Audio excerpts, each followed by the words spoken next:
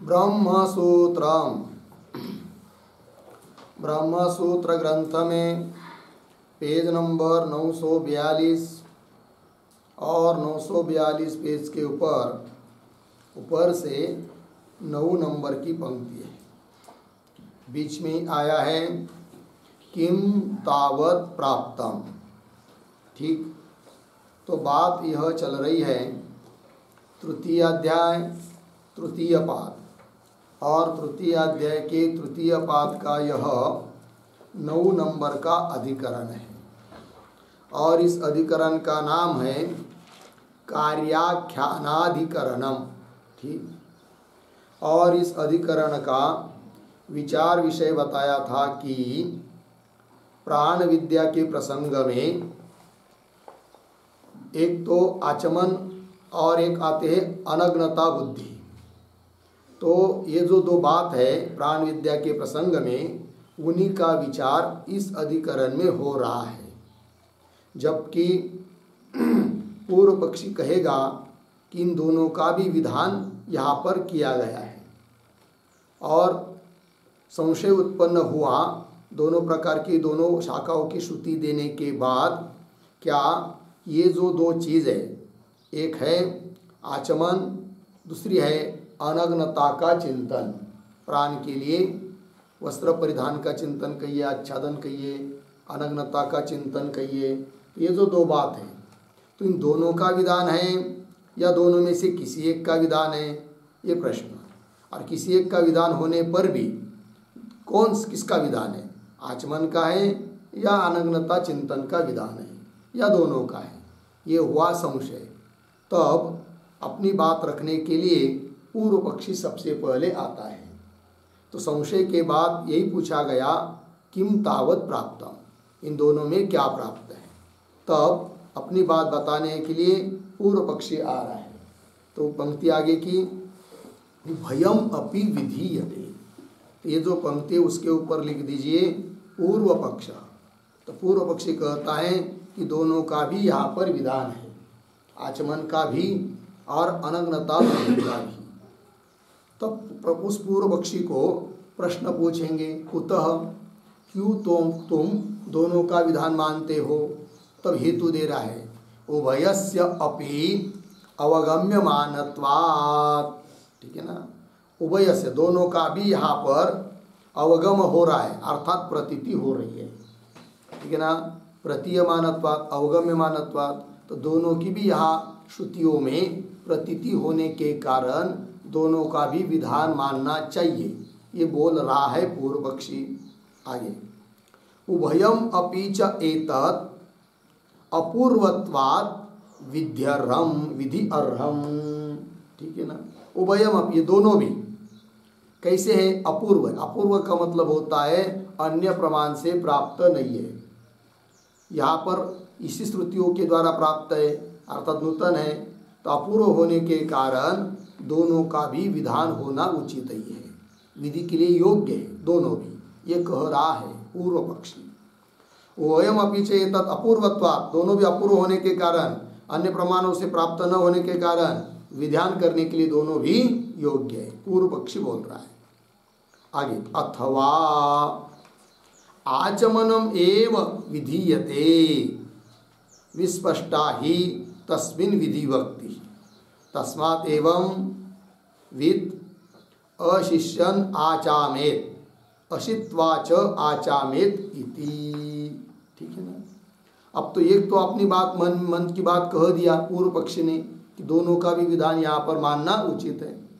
वही पूर्व पक्षी पुनः विकल्प करके बोल रहा है कि अथवा एक काम करेंगे, दोनों का विधान नहीं मानेंगे, दोनों में से एक का ही विधान मानेंगे, और वो भी किसका मानेंगे, आचमन का विधान मानेंगे। ऐसा कह रहा है पूर्व पक्षी अथवा इत्यादि पंक्ति से।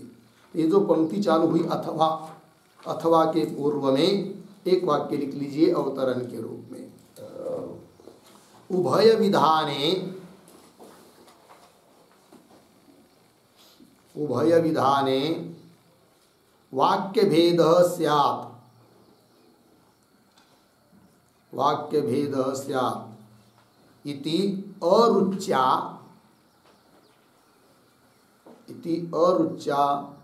पक्षांतरम आह,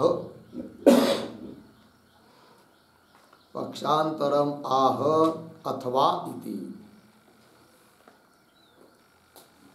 ठीक है, चलिए उसी पूर्व पक्षी ने इसके पहले पूर्व वाक्य में दोनों का विधान है ऐसा कह दिया, किंतु दोनों का विधान मानने पर एक दोष आता है वाक्य भेद।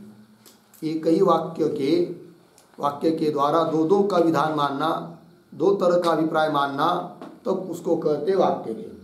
किंतु वाक्य भेद ये दोष है, वो आना उचित नहीं है। तो दोनों का विधान मानने पर तो वाक्य भेद नाम का दोष आएगा। इसलिए उन उभय पक्ष में अरुचि दिखाकर पूर्व पक्षी बोल रहा है छोड़ दो, उस दोनों का विधान एक का ही मानेंगे।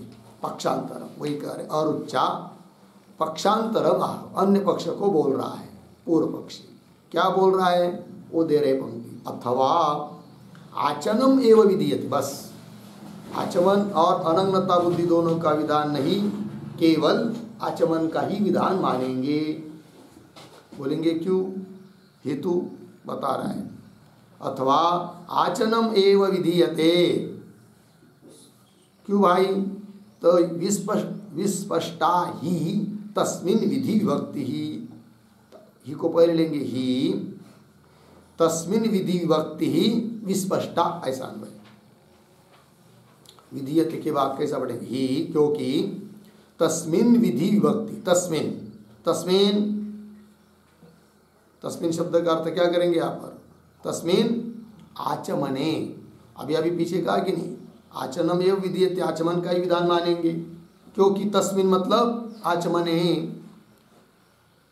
विधि विभक्ति, विधि विभक्ति मतलब विधि प्रत्यय विस्पष्ट है, आचामेत ऐसा बता दिया है। तस्मिन् विधि विभक्ति है विस्पष्टा, स्पष्ट रूप से है। विधि विभक्ति मतलब उसका अर्थ लिखिए, विद्यार्थक क्रियापद, विद्यार्थक क्रियापद, उद्धरण चिन्ह में आचामेत इति, उद्धरण चिन्हवान हो गया। विधि विभक्ति मतलब विधि प्रत्यय, अर्थात विद्यार्थक क्रियापद, आचामेत यह, वही बता रहे आगे। तस्मात् श्रुति है, एवं विद अशिष्यन आचामेत, तो विधि प्रत्यय आ गया आचामेत, और अशित्वाच आचामेत इति। इसलिए एवं विद, इस प्रकार की प्राण उपासना करने वाला, अशिष्यन भोजन करने के पहले आचमन करे, अशित्वा भोजन करने के बाद में भी आचामेत आचमन करे इति। विधि भक्ति स्पष्ट है, इसलिए आचमन का ही विधान मानेंगे, ये बोल रहा है पूर्व पक्षी। आगे चलिए, तस्य एव स्तुत्यर्थम अनग्नता संकीर्तनम इति। ठीक है, तो ये जो पंक्ति चालू हुई है तस्य, तस्य के पहले एक वाक्य लिखी, छोटा उत्तर है, तर्रे तर्रे किमर्थम अनग्नता कीर्तनम, तर्रे किमर्थम अनग्नता कीर्तनम, अर्धविराम, तत्र आह तस्य इति, तत्र आह तस्य इति। ठीक है, देखो भाई, अभी पीछे के पंक्ति में पूर्व पक्ष ने कहा कि केवल आचमन का ही विधान मानेंगे, हेतु भी दे दिया, क्योंकि उसमें आचमन के लिए विधि विभक्ति स्पष्ट है। कहाँ स्पष्ट है वो श्रुति वाक्य भी बता दिया पूर्व पक्षी ने। किंतु उस पूर्व पक्षी को पूछेंगे, हे पूर्व पक्षी, यहाँ इस श्रुति में केवल आचमन का ही विधान मानोगे तो इसी श्रुति में अनग्नता का, आच्छादन का, वस्त्र परिधान का जो संकीर्तन कथन है वो क्यों है, फिर बताओ क्या कारण है, किस लिए है, उसका विधान नहीं है। तो तब उत्तर दे रहा है वो पूर्व पक्षी, तस्य एव स्तुत्यर्थम अनग्नता संकीर्तनम अस्ति। तस्य एव बोलते जाओ भाई। तस्यैव आचमनस्य एव, ठीक है ना। आचमन के लिए, आचमन का विधान है और उस आचमन की स्तुति करने के लिए कहा गया है कौन? अनग्नता संकीर्तन, संकीर्तन कथन। अनग्नता का कथन इसलिए कहा गया है कि आचमन की स्तुति करने के लिए, न कि आचमन, न कि अनग्नता का विधान भी है, विधान नहीं है, स्तुति के लिए बताया है। विधान तो मुख्य आचमन का ही है। ये कह रहा है कौन? पूर्व पक्षी। बोलेंगे भाई ये पूर्व पक्षी, आचमन की स्तुति कैसी हो जाएगी अनग्नता का कथन करने से? जरा समझाओ ना हमको। तो बोलेंगे ठीक है समझाते हैं। तो फिर उसके ऊपर एक टिप्पणी लिखी छोटी सी, स्तुत्यर्थम अनग्नता संकीर्तन इत्यादि जो पंक्ति आई है ना, उसके ऊपर लिखेंगे महारह ही इदम आचमनम, महारह ही इदम आचमनम यद अनेन प्राणः अनग्नः स्यात्,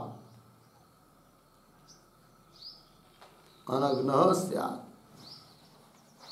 इति मन्यन्ते, मन्यन्ते बराबर चिंतयन्ति,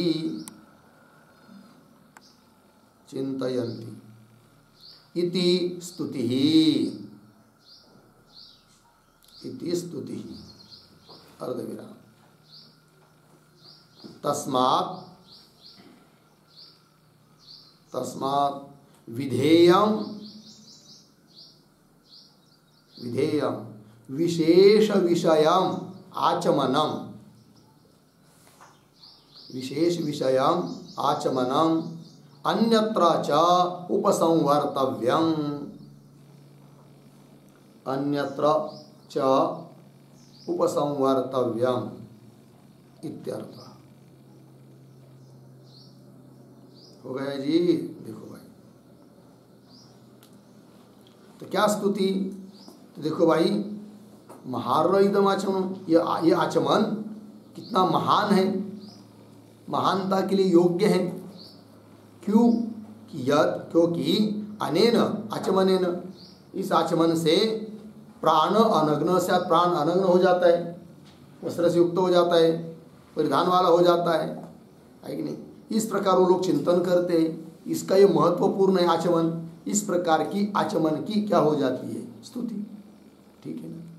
और इस प्रकार का विधेय आचमन हो जाएगा तब विधेयम विशेष विषयम आचमनम, ऐसा इस प्रकार का विशेष विषय जो आचमन, उसका फिर अन्यत्र उपसंवर्तव्यम, अन्य जगह भी जहाँ कहीं किसी भी शाखा में जहाँ प्राण उपासना होगी वहाँ पर भी उसका क्या करेंगे? उपसंहार करेंगे, क्योंकि विधान उसका है और उसके स्तुति के लिए है अनग्नता चिंतन।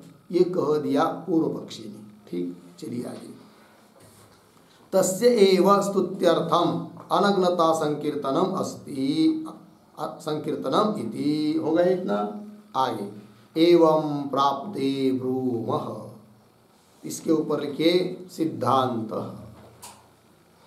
तो पूर्व पक्षी ने अपनी बात तो बता दिया, अब उसका निराकरण करके अपनी बात बताएंगे सिद्धांती।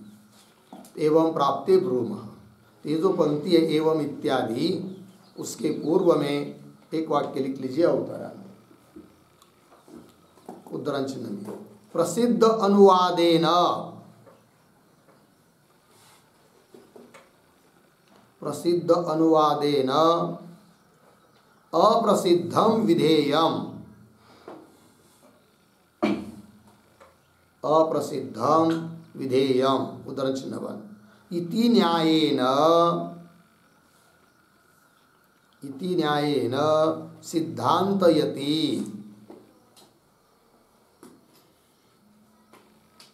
सिद्धान्तयति एवं इति।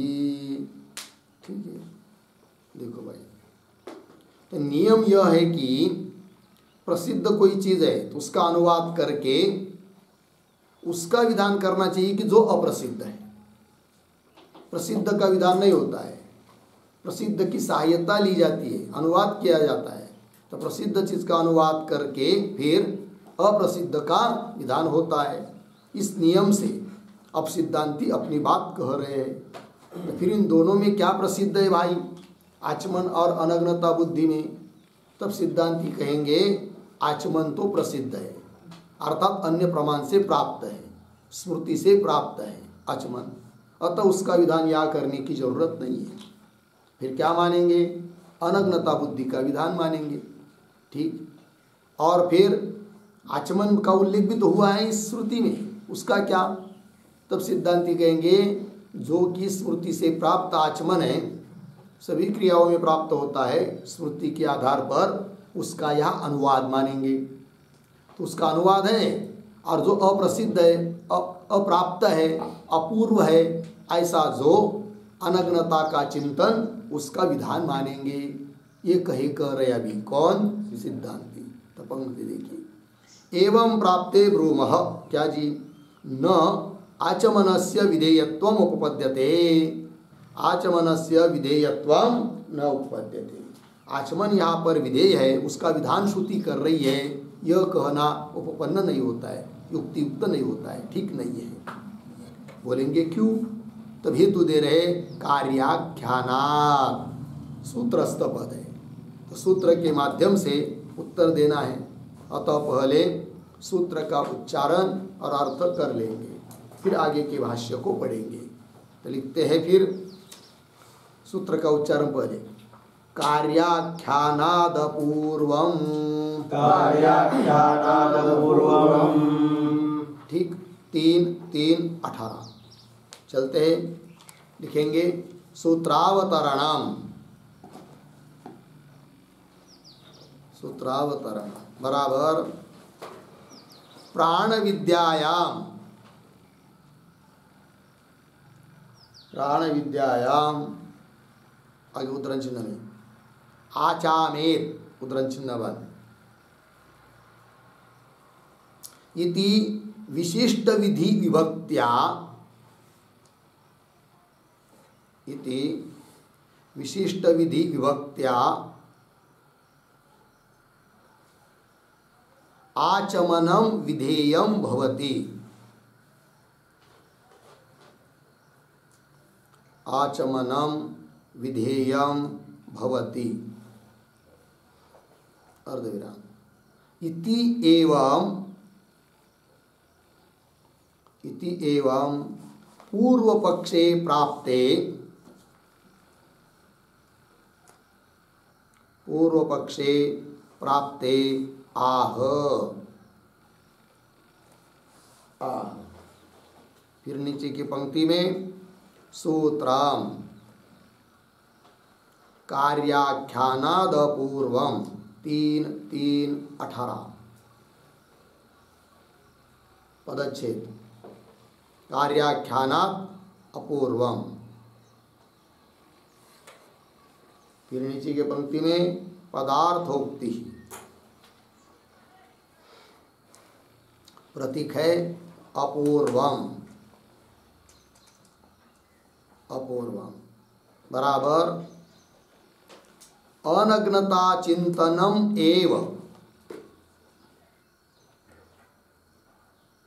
अनग्नता चिंतनम एव प्राणोपासनांगत्वेन, प्राणोपासनांगत्वेन अपूर्वम, अपूर्वम कंस में लिखिए अन्य प्रमाणेन अप्राप्तम, अन्य प्रमाणेन अप्राप्तम कंस बन आगे विधेयम अर्धविराम न आचमनम,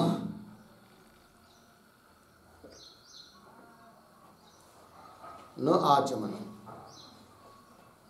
कंस में लिखिए अर्थात, अर्थात तद विद्वांसः श्रोत्रियाः, तद विद्वांसः श्रोत्रियाः अशिष्यन्त, अशिष्यन्त उद्दरणचिह्न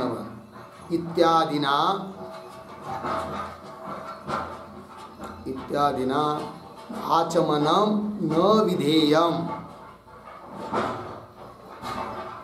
आचमनं न विधेयम् किंतु अनग्नता चिंतनम एव अनग्नता चिंतनम एव विधेयं भवति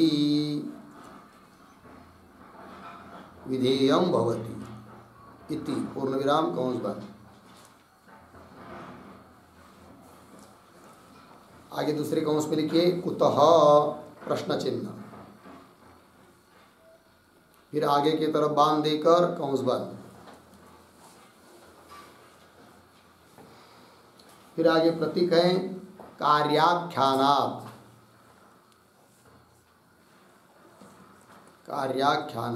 बराबर उद्धरण चिन्ह में द्विजो नित्यम उपस्पृशेत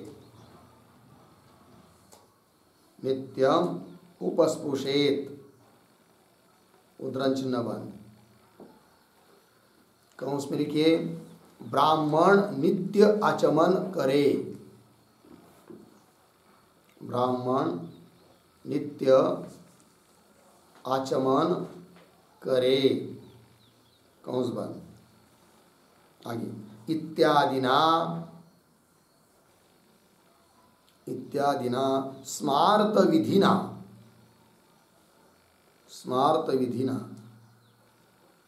सकल अनुष्ठान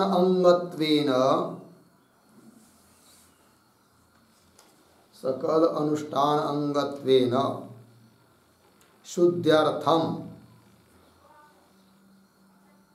शुद्ध्यर्थम कार्यस्य कंस में लिखिए करणीयस्य कंस बन। आगे आचमनस्य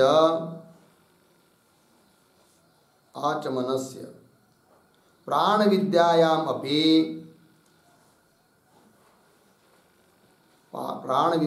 अपि प्राप्ति अस्ति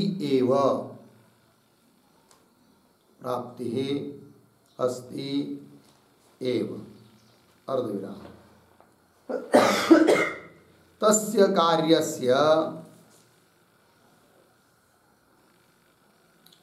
कार्यस्य विधि प्राप्तस्य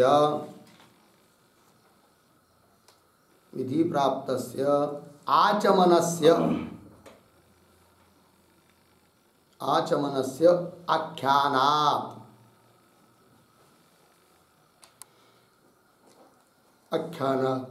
बराबर अनग्नता विधानार्थम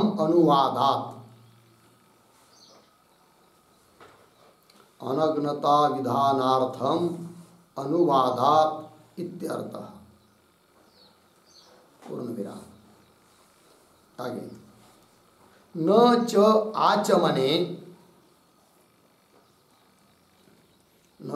आचमने विस्पष्टा विधिवक्ति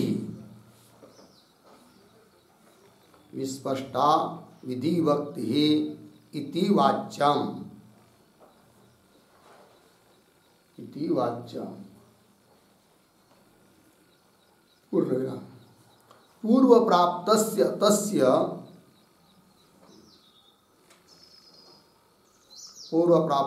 तस्य विधेयत्व अयोगात्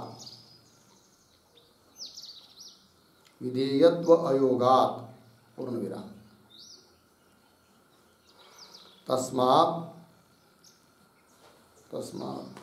प्राप्त आचमनानुवादेन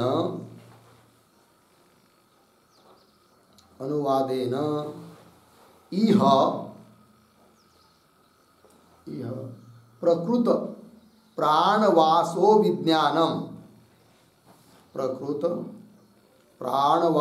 विज्ञानम एव विधीयते, एव विधीयते अर्धविराम, न आचमनम इति भावः, न आचमनम इति भावः। ठीक है जी, चलो।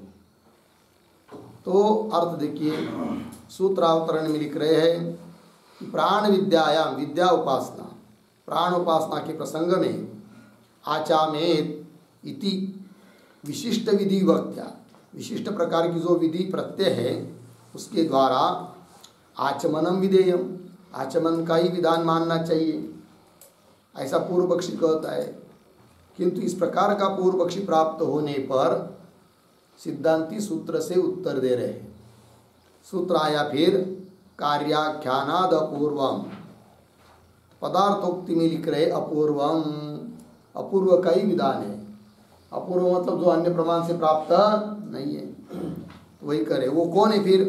करे अपूर्व मतलब यहाँ पर अनग्नता चिंतनम एवं, प्राण के लिए आच्छादित बुद्धि का चिंतन विचार, यही यहाँ पर अपूर्व है। अनग्नता चिंतनम एवं प्राणोपासना अंगत्वेन, प्राणोपासना का वो क्या है?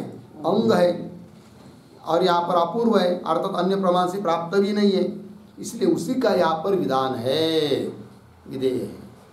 न आचमनम, आचमन विधान नहीं है।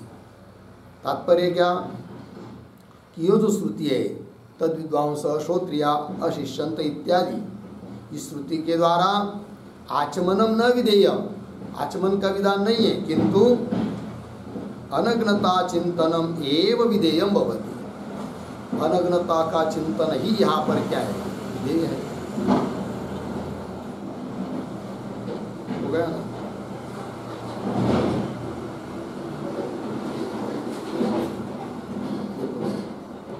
इस श्रुति में आचमन का विधान नहीं है, किंतु अनग्नता चिंतनम एव विधेयम, अनग्नता का चिंतन ही विधेय है।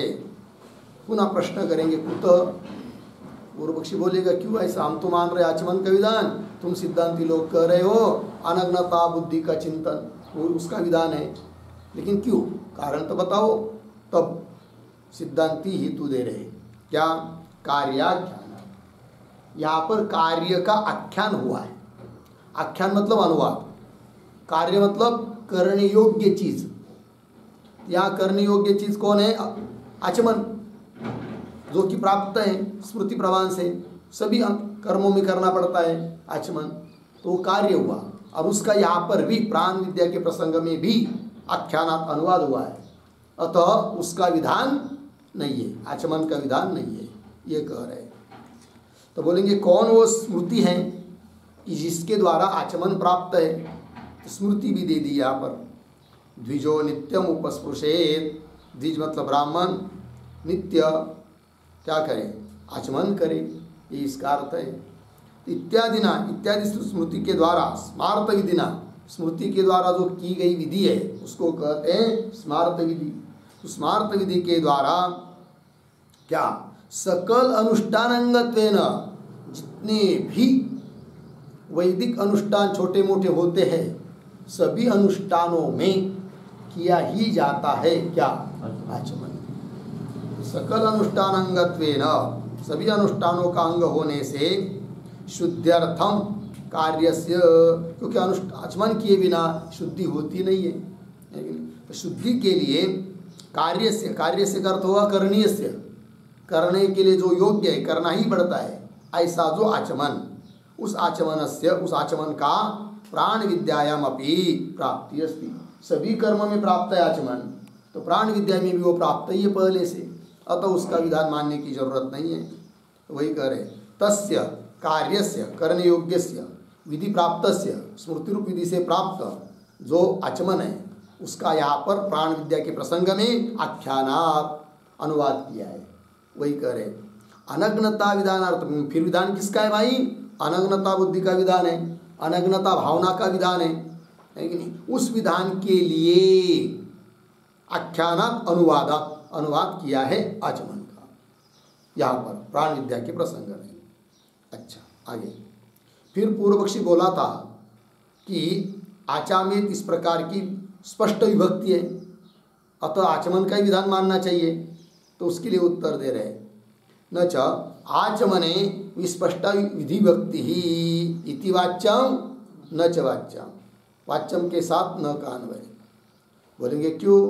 तब कह रहे पूर्व प्राप्त तस्य विधेयत्वयोगात्, पूर्व में पहले से प्राप्त है कौन? तस्य, तस्य आचमनस्य, पूर्व प्राप्त तस्य नाम आचमनस्य विधेयत्वयोगात्, वो विधेय नहीं बन सकता है। तस्मात् कुल मिलाकर क्या निर्णय हुआ फिर? प्राप्त आचमन अनुवादेन, जो अन्य प्रमाण से प्राप्त है ऐसा जो आचमन, उसके अनुवाद करके यह यहाँ पर प्रकृत प्राणवासो विज्ञानम, प्रकृत जो प्राण विद्या का प्रसंग चल रहा है यहाँ पर, प्राणवास, वास मतलब वस्त्र, प्राणों का वस्त्रों का विज्ञान चिंतन, यही यहाँ पर विधीयते, उसका विधान किया जाता है।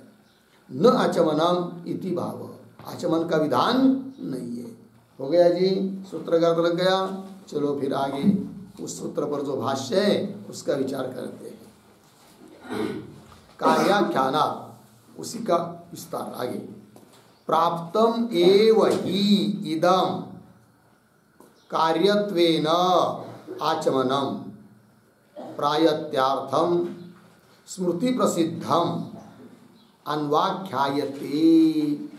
ठीक है, चलिए भाई थोड़ा सा शब्दों का अन्वय करते हैं। तो 2-3 शब्द छोड़कर आगे, कार्यत्वेन, फिर 1-2 शब्द छोड़कर आगे, स्मृति प्रसिद्धम, स्मृति प्रसिद्धम, शुरू में लगभग ही इदम, एक शब्द छोड़कर आगे, आचमनम प्रायत्यार्थम,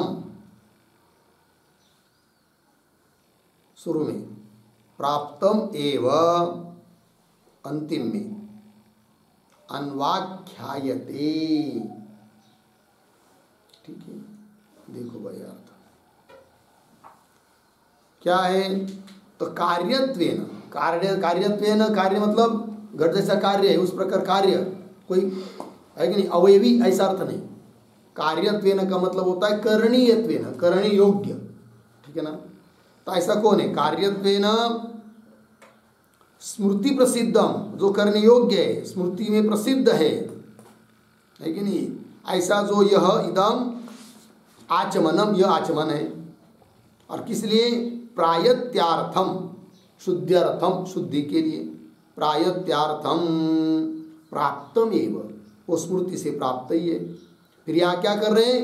अन्वाख्यायते, अन्वाख्यायते शब्द का अर्थ लिखिए, श्रुत्या अनुद्यते इत्यर्थ, श्रुति के द्वारा उसका अनुवाद किया जा रहा है। ठीक है। और इस पंक्ति में प्रायत्यार्थम ऐसा भी पद आया है, लिखते उसके ऊपर एक छोटी सी टिप्पणी लिखेंगे, प्रायत्यार्थम बराबर, प्रायत्यार्थम बराबर प्रयतस्य, प्रयतस्य बराबर प्रयत्नवतः, प्रयत्नवतः भावः, भावः प्रायत्यम, प्रायत्यम बराबर शुद्धि, शुद्धि अर्धविराम, तदर्थम इत्यर्थः, तदर्थम इत्यर्थः पूर्ण विराम, स्मृत्या, स्मृत्या शुद्ध्यर्थम, शुद्ध्यर्थम कार्यत्वेन, कार्यत्वेन कौंस में लिखे अवश्य कर्तव्य के रूप में, अवश्य कर्तव्य के रूप में, कौंस बात आगे, विहितम, विहितम सकल कर्मांगतया, सकल कर्मांगतया प्राप्त आचमनानुवादेन, प्राप्त आचमनानुवादेन अपूर्वम अनग्नता ध्यानम एव, अनग्नता ध्यानम एव विधीयते इत्यर्थः, विधीयते इत्यर्थः। ठीक, देखो भाई अर्थ, प्रायत्यार्थम मतलब क्या, तो सरल शुद्ध अर्थम, किंतु उसको बता रहे प्रयतस्य अर्थात प्रयत्नवतः, प्रयत्न करने वाले का जो भाव उसको कहते प्रायत्यम। फिर प्रायत्यम शब्द का कुल मिलाकर अर्थ होता है शुद्धि, शुद्ध्यर्थम। प्रायत्यम मतलब शुद्धि और प्रायत्यर्थम तदर्थम अर्थात शुद्ध्यर्थम, ये बात। आगे स्मृत्या स्मृति से शुद्ध्यर्थम शुद्धि के लिए कार्यत्वेन अवश्य करणीय के रूप में विहितम विधान किया गया, सकल कर्मांगतया सभी कर्मों का अंग के रूप में प्राप्त जो आचमन है उस आचमन का अनुवाद किया जा रहा है यहाँ पर। और उसके अनुवाद के द्वारा मुख्य बात किसका विधान है फिर, अपूर्वम अनग्नता ध्यानम। अपूर्वम मतलब जो अन्य प्रमाण से प्राप्त नहीं है ऐसा अनग्नता ध्यानम एव विधीयते। अनग्नता आच्छादितपन का जो भावना है उसका ही यहाँ पर विधान किया जाता है, ये कह रहे सिद्धांती। आगे चलिए, हो गया,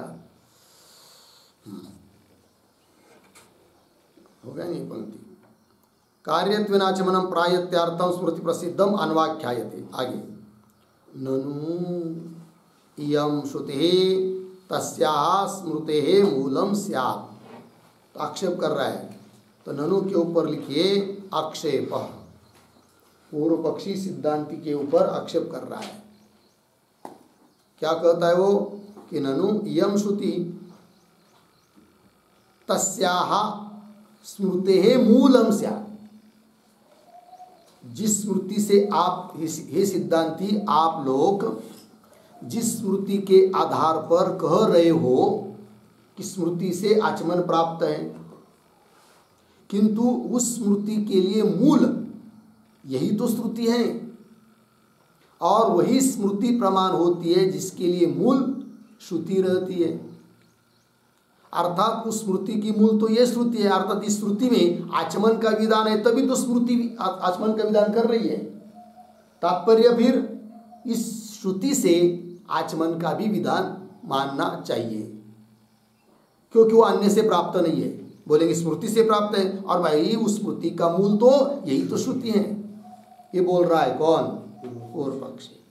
ननु इयं श्रुति ही तस्याः स्मृतेः, वह स्मृति कि जिसमें आचमन का विधान तुम मान रहे हो उस स्मृति के लिए मूलम, मूलम शब्द का अर्थ लिखिए प्रमाणभूतम।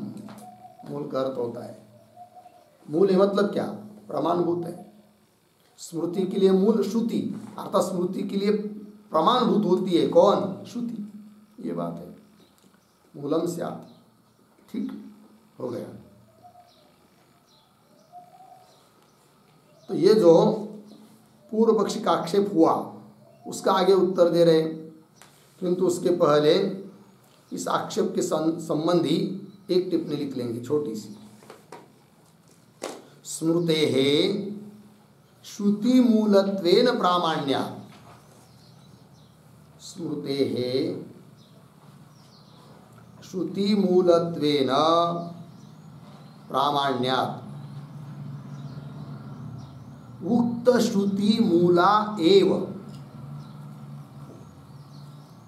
उक्त श्रुति मूला एव सा स्मृति ही स्यात्, सा स्मृति ही स्यात्। पूर्ण विराम। न च स्मृति सिद्धः अर्थः, न च स्मृति सिद्धेः स्मृति सिद्ध अर्थः श्रुत्या अनुद्यते, श्रुत्या अनुद्यते वैपरीत्यापत्तेः, वैपरीत्यापत्तेः इत्यर्थः। ठीक है जी। देखो भाई, तो क्या अभिप्राय है आक्षेपकर्ता पूर्व पक्षी का, वो यहाँ पर बता रहे। तो कह रहे स्मृते श्रुति मूलत्वेन प्रामाण्यात्, स्मृति प्रमाण है, स्मृति में प्रामाण्य है, किंतु उन स्मृति में ही प्रामाण्य है जिसके लिए मूल श्रुति हो। ठीक है ना, तो वही करें स्मृते श्रुति मूलत्वेन प्रामाण्यात्, श्रुति मूलक ही प्रामाण्य स्मृति में होने के कारण उक्त श्रुति मूला एव सा स्मृति, इसलिए जिस स्मृति के द्वारा आप आचमन की प्राप्ति मान रहे हो उस स्मृति के लिए मूल कौन है? यही इस प्रसंग की श्रुति है। कौन कह रहा है? पूर्व पक्षी। अच्छा, यदि इस श्रुति को मूल नहीं मानेंगे उस स्मृति का, ठीक है ना, केवल स्मृति से ही स्वतंत्र विधान मानेंगे, और तुम लोग सिद्धांती कह रहे कि इस प्राण प्रसंग में, प्राण विद्या के प्रसंग में स्मृति से प्राप्त जो आचमन उसका अनुवाद कर रहे हैं, और उस स्मृति के लिए यह श्रुति मूल नहीं मानेंगे, तब तो और एक बड़ी दिक्कत होगी। क्या? कि न च स्मृति सिद्ध अर्थः श्रुत्या अनुद्यते न अनुद्यते, स्मृति सिद्ध अर्थ का अनुवाद श्रुति नहीं कर सकती। हाँ, श्रुति में बताया हुआ जो बात है, बताई हुई जो बात है श्रुति में, उसका अनुवाद तो स्मृति कर सकती है, ये तो ठीक है, किंतु स्मृति के द्वारा कही गई बात उसका अनुवाद श्रुति करेगी, ये तो ठीक नहीं है, ये तो विपरीत हो जाएगा ना। ये सब मुख्य कौन है? श्रुति है, उसका अनुसरण करने वाली होती स्मृति, और आप कह रहे हो कि स्मृति से प्राप्त है आचमन और उसका अनुवाद कर रहे हैं यहाँ पर प्राण विद्या के प्रसंग में, ये बात कैसी हुई? ये तो हो नहीं सकता, विपरीत होगा। इसलिए तुमको ये मानना पड़ेगा कि स्मृति में तो कहा है आचमन, बात बराबर, किंतु उस स्मृति के लिए यह श्रुति मूल है, यह श्रुति मूल है, अतः इस श्रुति में आचमन का भी विधान है, ऐसा मानो। ये किसका अभिप्राय? पूर्व पक्षी का अभिप्राय हुआ। बात समझ में आ रही है? पंक्ति देखिए, ननु इयम श्रुति ही तस्या स्मृते मूलम स्यात्। ठीक है, उत्तर दे रहे न इति उच्यते, न इति उच्यते, इसके ऊपर लिखिए समाधानम।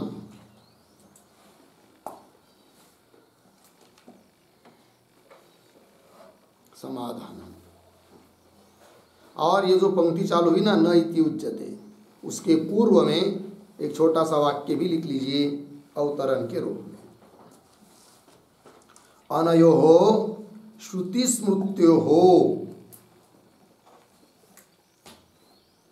अनयोः श्रुति स्मृत्योः न मूलमूली भावः,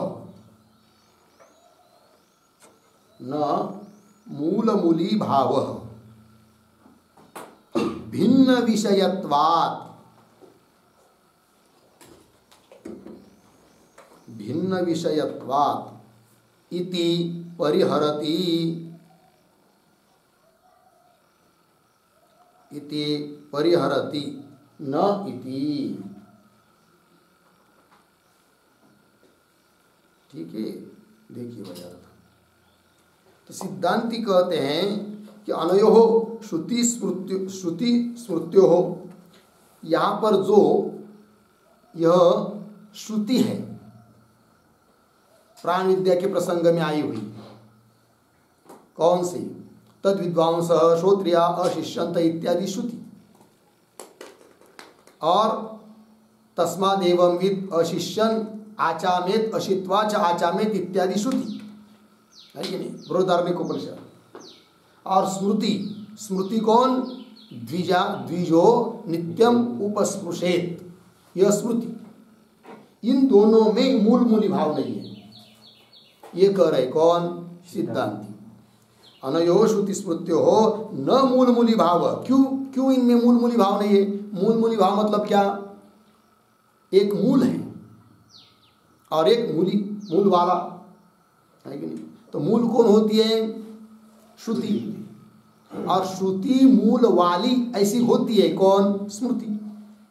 और दोनों में मूल मूली भाव होता है अन्य जगह, किंतु यहाँ पर यह जो स्मृति है उसके लिए यह श्रुति मूल नहीं है।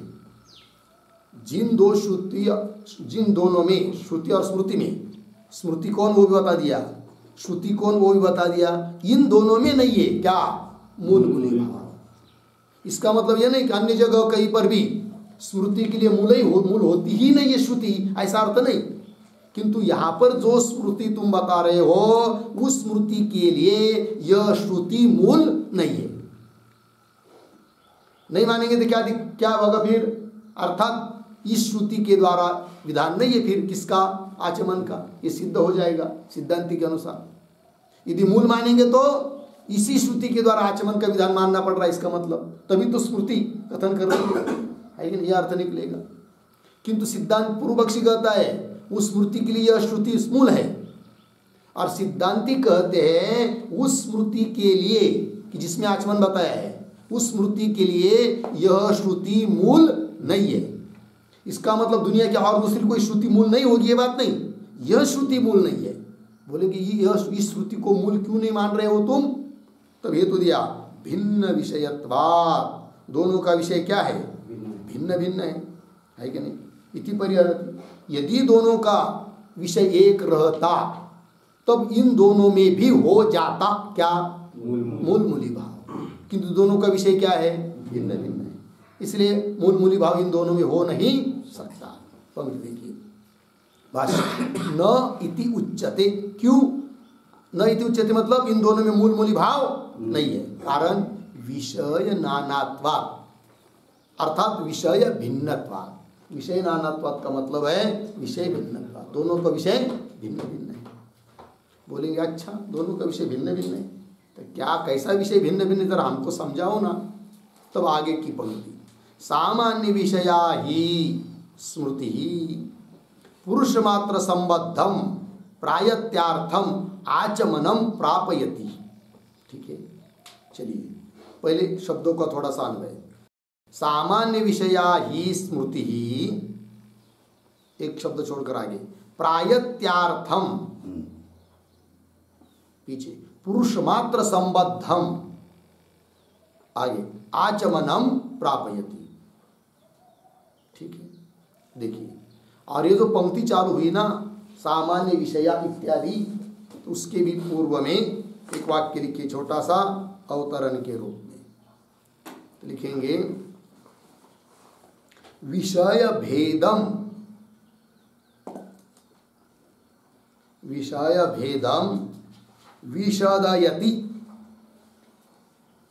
विशदयति सामान्यति। ठीक है ना, सामान्यति हो गया। देखो भैया अभी पीछे की पंक्ति में क्या कहा? उन श्रुति और स्मृति में मूल मूली भाव नहीं है क्योंकि विषय भिन्न भिन्न है। तो बोलेंगे विषय भिन्न भिन्न है, ये कैसा जरा स्पष्ट करो। तो वही करे फिर, विषय भेदम विशदयति, स्पष्टम करोति। दोनों का विषय भिन्न भिन्न कैसा है, इस बात का स्पष्टीकरण कर रहे हैं। देखिए फिर क्या है, सामान्य विषया ही स्मृति ही प्रायत्यार्थम पुरुष मात्र संबद्धम आचमनम प्रापयति। इस स्मृति का विषय हुआ। ठीक है, क्या है स्मृति? सामान्य विषय, सामान्य विषय उसका क्या? आचमन करने के लिए बता रही है। सामान्य विषय, सामान्य है विषय जिसका ऐसी स्मृति क्या कर रही है? प्रायत्यार्थम, शुद्धि के लिए, पुरुष मात्र संबद्धम, सभी पुरुषों से संबंधित, आचमनम प्रापयति, आचमन को बता देती है, प्राप्त करा देती है।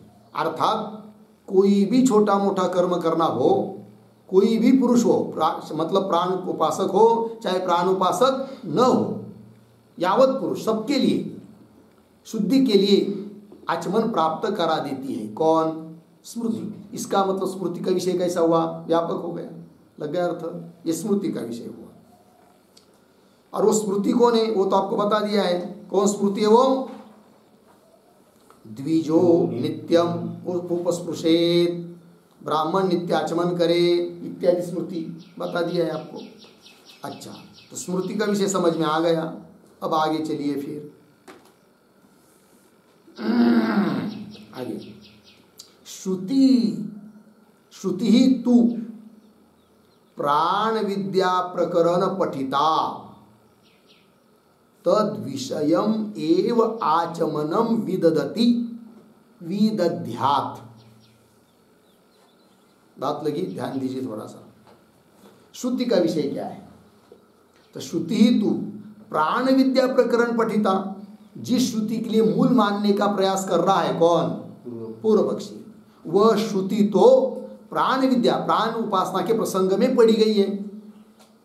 ठीक है, एक तो उस श्रुति में आचमन का विधान है ही नहीं, थोड़ी देर के लिए मान भी लेते हैं तो वह उसका आचमन का विधान कितने भर के लिए होगा? उतने वहां पर प्राण विद्या के प्रसंग में पढ़ी श्रुति है तो उस प्राण उपासना के उतने के लिए ही होगा वो क्या? आचमन। तो स्मृति का विषय आचमन व्यापक है और श्रुति का विषय आचमन उतने भर के लिए है, अतः दोनों का विषय भिन्न भिन्न है। ठीक है, पंक्ति देखिए।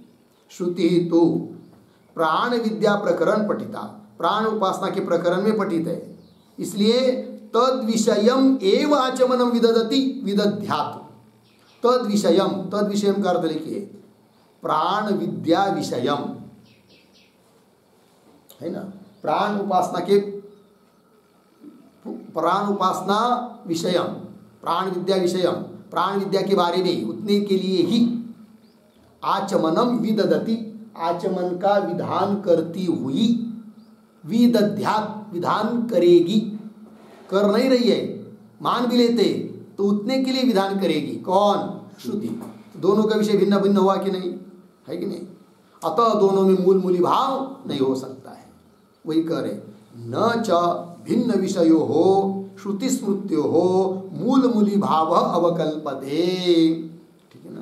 तो ये जो पंक्ति चालू हुई न च, उसके पहले एक वाक्य अवतरण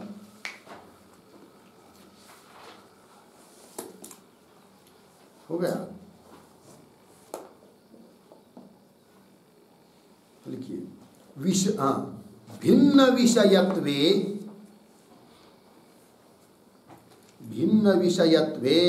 फलितम आह न च इति।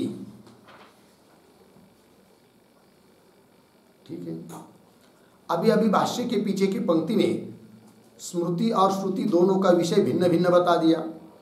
अब भिन्न भिन्न विषय बताने से लाभ क्या है, फल क्या निकलता है, वो इस पंक्ति में बता रहे हैं। क्या है? न च भिन्न विषयो हो श्रुति स्मृत्यो हो मूल मूली भाव अवकल्पते, न का अन्वय अवकल्पते के साथ।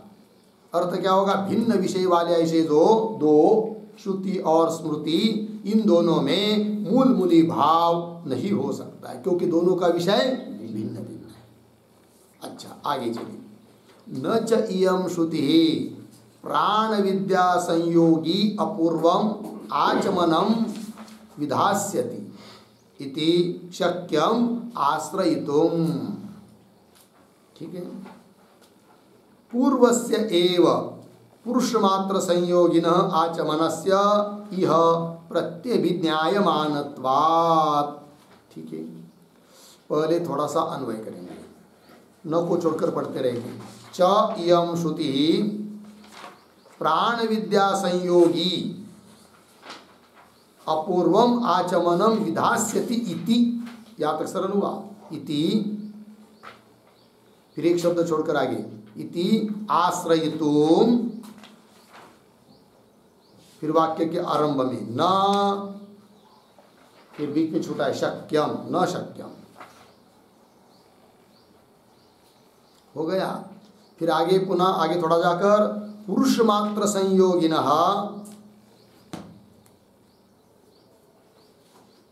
पुरुष मात्र संयोगिनः, पीछे पूर्वस्य, थोड़ा आगे जाकर आचमनस्य, पुनः एक दो शब्द पीछे एव, पुनः आगे इह प्रत्यभिज्ञायमानत्वात्। ठीक है, चलो भाई, अब क्या बात कही जा रही है? तो ये जो पंक्ति है न च इयम, तो न के पहले एक वाक्य लिख लीजिए अवतरण।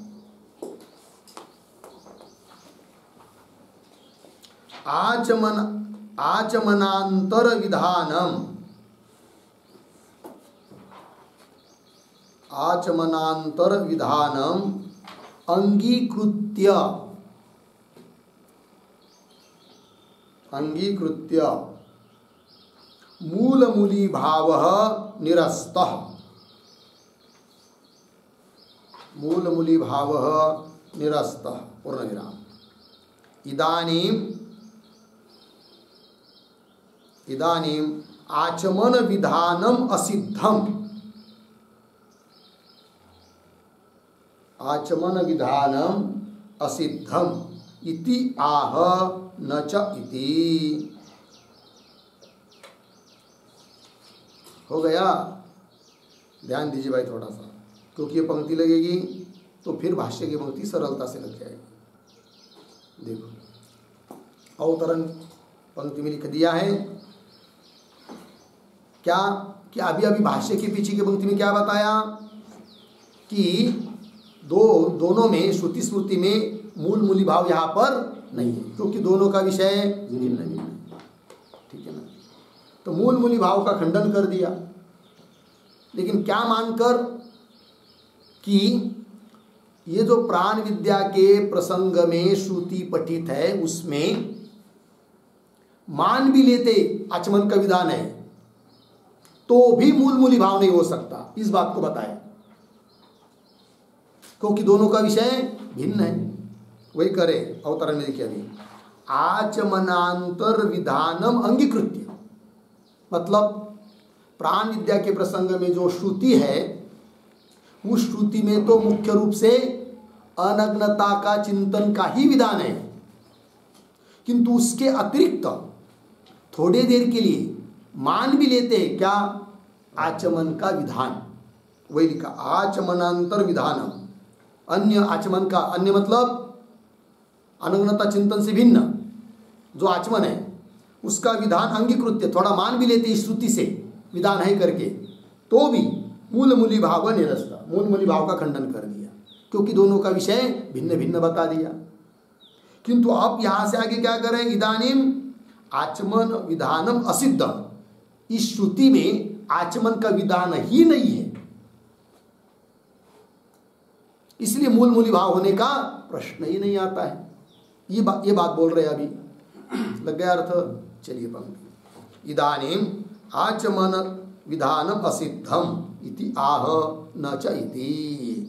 तो भाष्य पंक्ति में आइए च इयम श्रुति ही, ये जो प्राण विद्या के प्रसंग में पठी श्रुति है वह श्रुति प्राण विद्या संयोगी, प्राण उपासना के संबंधी अपूर्वम आचमनम है कि नहीं, अन्य किसी से प्राप्त नहीं ऐसा आचमनम विधास्यति, विधान करेगी इति आश्रयितुम न शक्यम, ये कहना ही ठीक नहीं है। कौन बात कहनी ठीक नहीं है? कि यह श्रुति प्राण विद्या के संबंधी ऐसे आचमन का विधान कर रही है कि जो पहले कहीं प्राप्त नहीं है। अपूर्वम आचमनम विधास्यति, विधान करेगी, ये कहना ही ठीक नहीं है। तात्पर्य इस श्रुति में आचमन का विधान है ही नहीं है, तब उस स्मृति का मूल यह श्रुति होने का प्रश्न ही नहीं उठता है। ये बात विधास्यति इति आश्रयितुम न शक्यम, लग गया? फिर बोलेंगे आचामेत आचामेत ऐसा उल्लेख हुआ, इसका क्या करेंगे? तब कह रहे आगे पूर्वस्य एव पुरुष मात्र संयोगिनः आचमनस्य इह प्रत्यभिज्ञायमानत्वात्, ये पंक्ति अन्वय कर चुके हैं, किंतु पूर्व से इस शब्द के पहले एक वाक्य लिख लेंगे अवतरण के रूप में, लिखेंगे न च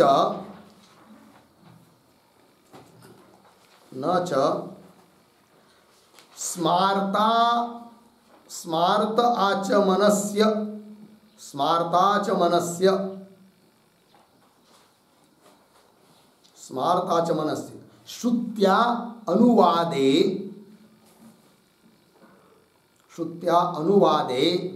वैपरीत्यम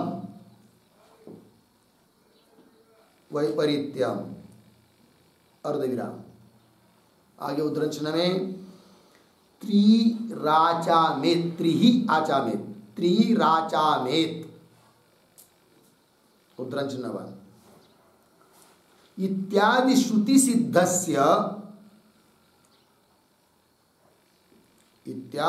सिद्धस्य एव सामान्य आचमनस्य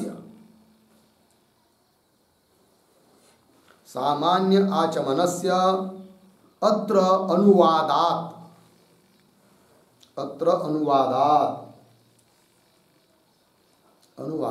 इति मत्वा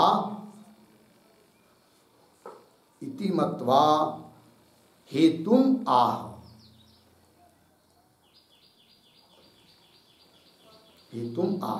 पूर्वस्य इति। ठीक है, देखो भाई अर्थ न च स्मार्ताचमनस्य श्रुत्या अनुवादे वैपरीत्यम, है कि नहीं? देखो भाई, तो अभी भाष्य के पीछे की मुक्ति में कहा कि यह श्रुति प्राण विद्या के संबंधी आचमन का भी विधान नहीं कर रही है,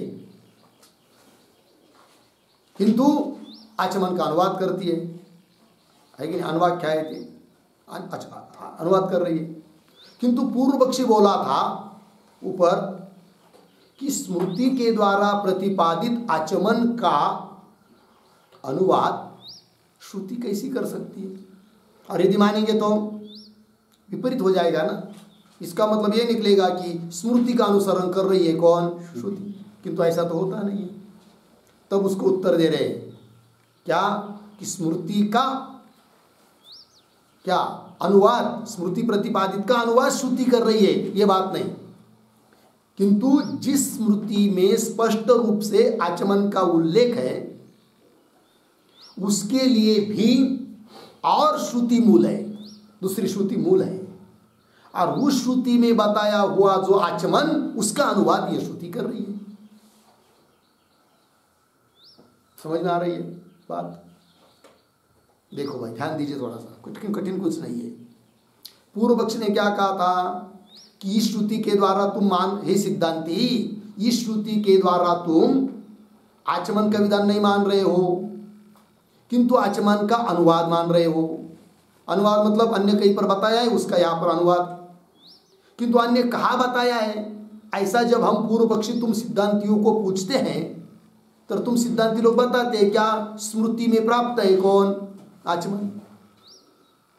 किंतु स्मृति में प्राप्त जो आचमन है उसका अनुवाद श्रुति कैसी कर पाएगी? और करेगी तो वह क्या होगा? विपरीतता होगी। ये ठीक नहीं है। तब उसको सिद्धांति अब बोल रहे हैं क्या, ये पूर्व पक्षी तू ये बात मत समझ क्या कि स्मृति के द्वारा प्राप्त जो आचमन है उसका अनुवाद, स्मार्तक का अनुवाद श्रुति कर रही है, ये बात नहीं है। फिर बोलेंगे किसका अनुवाद कर रही है तुम्हारी श्रुति? तो इस श्रुति में जो आचमन का अनुवाद है वह उस आचमन का ही अनुवाद है जो कि अन्य कहीं पर श्रुति में बताया है। फिर वो श्रुति कौन है कि जिसमें आचमन बताया है? वो भी यहां पर अवतरण में दे रहे आपको। फिर स्मृति में क्यों बताया? स्मृति में इसलिए बताया कि उस श्रुति में बताया है, इसलिए उस स्मृति में बताया, क्योंकि जो स्मृति हमने अभी बताई स्मृति, उसके लिए मूल वो श्रुति है, श्रुति है, और उसके द्वारा आचमन बताया है, इसलिए यहां पर उसका अनुवाद कर रहे हैं। अतः विपरीत मानने की जरूरत भी नहीं हमको कि स्मृति ने बताया है उसका अनुवाद श्रुति कर रही है, विपरीत हो जाएगा, ये प्रसंग नहीं आएगा। बात लगी? पंक्ति देखिए, न कानवे बाद में स्मार्त आचमनस्य, स्मार्त मतलब स्मृति में बताया हुआ आचमनस्य श्रुत्या अनुवादे, श्रुति के द्वारा अनुवाद मानने पर वैपरीत्यम न, विपरीतता भी नहीं आती है। क्यों? त्रिही आचामेत ये श्रुति है और इसमें सामान्य रूप से आचमन बताया है, उसका अनुवाद यहाँ श्रुति कर रही है। और वही त्रिही आचमे आचामेत ये श्रुति मूल है किसके लिए? स्मृति के लिए, उस स्मृति के लिए कि जिसमें आचमन बताया है। वो स्मृति कौन है? द्विजो नित्यम उपस्पृशेत, ये बात। त्रि आचामेत इत्यादि श्रुति सिद्धस्य एव सामान्य आचमनस्य, इस श्रुति से सिद्ध है सामान्य आचमन। आचमनस्य अत्र अनुवादात, यहाँ पर अनुवाद है, इसलिए विपरीत मानने की जरूरत भी नहीं। ऐसा कहकर इति मत्वा हेतु हेतु भी दे रहे। पंक्ति देखी फिर अब भाष्य में क्या करें। तो अभी भाष्य के पीछे की पंक्ति में क्या कहा कि श्रुति प्राण विद्या के संबंधी भी किसी अपूर्व आचमन का विधान नहीं कर रही है। ठीक, आगे फिर पुरुष मात्र संयोगिनः पूर्वस्य आचमनस्य एव इह प्रत्यभिज्ञायमानत्वात्। ठीक है ना, पुरुष मात्र संयोगी, सभी पुरुषों के लिए कहा गया कौन? आचमन है कि नहीं? और वो कहा बताया है? पूर्वस्य, मतलब पीछे किसी श्रुति में बताया है। श्रुति में, पीछे के किसी श्रुति में बताया है। वो कौन श्रुति? त्रिराचामेत, ये। तो पुरुष मात्र संयोगिन, पुरुष मात्र के संबंधी, पूर्वस्य आचमनस्य, पीछे कहे हुए आचमन का ही, जो कि श्रुति में कहा है। तो आचमनस्य एव, उसका ही, यह मतलब इस श्रुति में जो कि प्राण विद्या के प्रसंग में पढ़ी गई है, यह प्रत्यभिज्ञाय मानत्वा, उसकी यहाँ पर क्या हो रही है? प्रत्यभिज्ञा, अर्थात उसका अनुवाद हो रहा है। वही यह ऐसा कहा जा रहा है, प्रत्यभिज्ञाय मानत्वा। ठीक है ना, इसका अर्थ लिखिए भाई, प्रत्यभिज्ञाय मानत्वा। उस पर एक वाक्य, आचमनस्य सिद्धत्वात्, आचमनस्य सिद्धत्वात् न तस्य विधानं संभवति, न तस्य विधानं संभवति इति अभिप्रायः,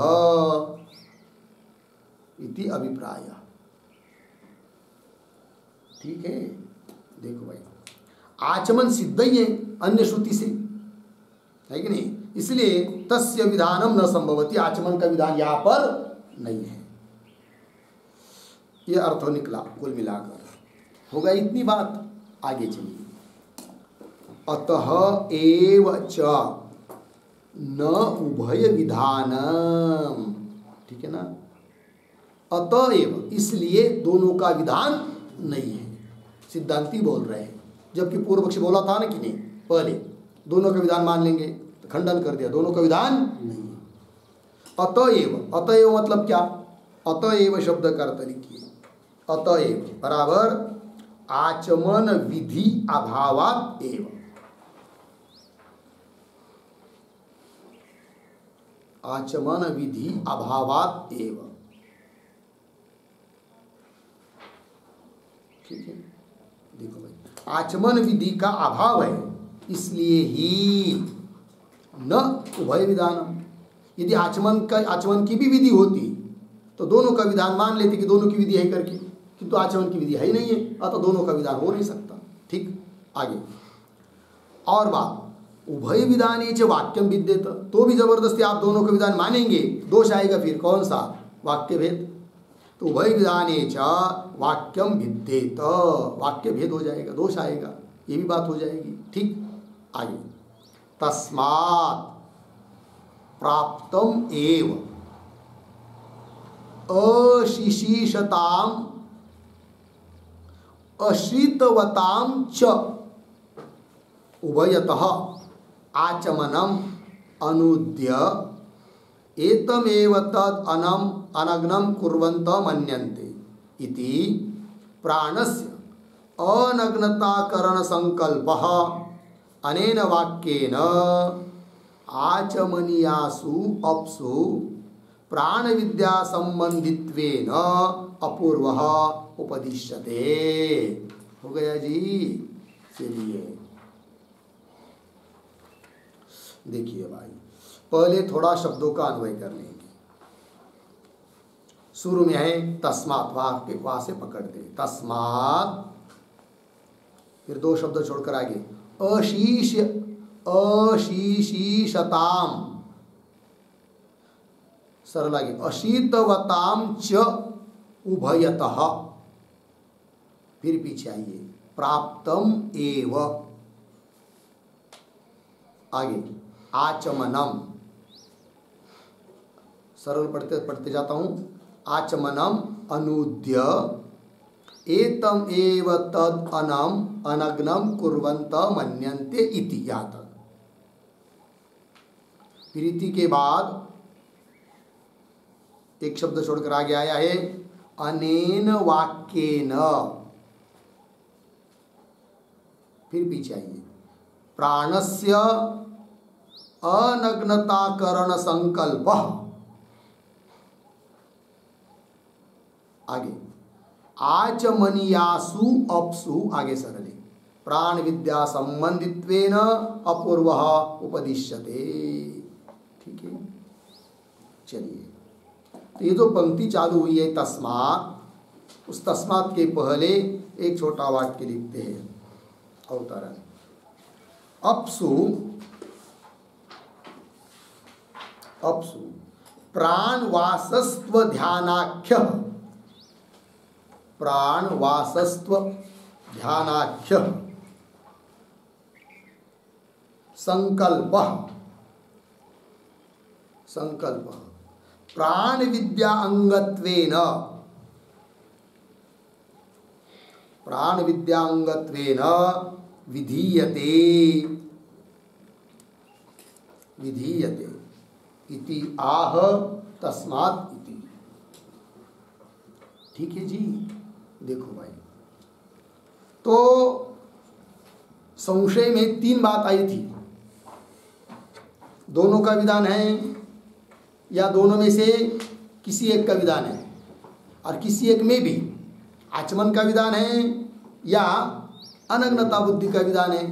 तीन बात, तीन बातों में तो बात पहली कह दी कि उभय का विधान नहीं है, क्योंकि आचमन का विधान ही नहीं है तो दोनों का विधान हो नहीं सकता, और दूसरी बात वाक्य भेद भी हो जाएगा, इसलिए दोनों का विधान नहीं है, और फिर आचमन का भी विधान नहीं है, वो भी बात बता दी सिद्धांतियों ने। बच गया कौन? अनग्नता बुद्धि का विधान। तो वही आप कह रहे हैं कि उसका विधान है करके। पंक्ति अवतरण में क्या लिखा? अपसु, जल में जो आचमनीय जल होता है उसमें प्राण वासस्त्व ध्यानाख्य, वो जो आचमन के लिए जल लेते हैं हम लोग, उस जल में क्या करना है कि यह जल जिसका आचमन कर रहे हैं, यह जल प्राण का कपड़ा है, वस्त्र है, उसको हम पहना रहे हैं आचमन करके।